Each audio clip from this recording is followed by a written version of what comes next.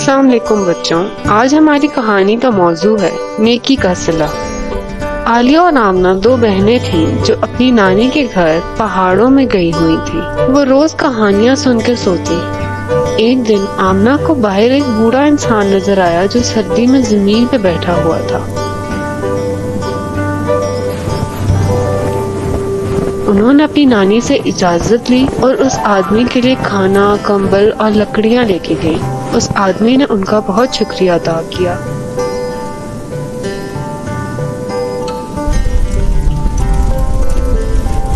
کچھ دن بعد آمنہ اور عالیہ دور کہیں پہاڑوں میں کھیل رہی تھی۔ ان کو پتہ ہی نہیں چلا اور صبح سے شام ہو گئی۔ تھوڑی دیر میں کالے بادل چھا گئے اور بارش شروع ہو گئی۔ ان دونوں کو گھر کا رستہ بھی نہیں یاد تھا۔ وہ بہت پریشان تھی۔ اتنے میں وہی بوڑھا آدمی آیا اور عالیہ نے اس کو بتایا کہ ہم راستہ بھول گئے ہیں اور اس بارش میں ہمارے لیے واپس جانا بہت مشکل ہے۔ بوڑھے آدمی کو راستہ یاد تھا۔ وہ ان کو ان کے گھر خیریت سے لے آیا۔ عالیہ اور آمنہ بہت خوش ہوئیں اور اس آدمی کا بہت شکریہ ادا کیا۔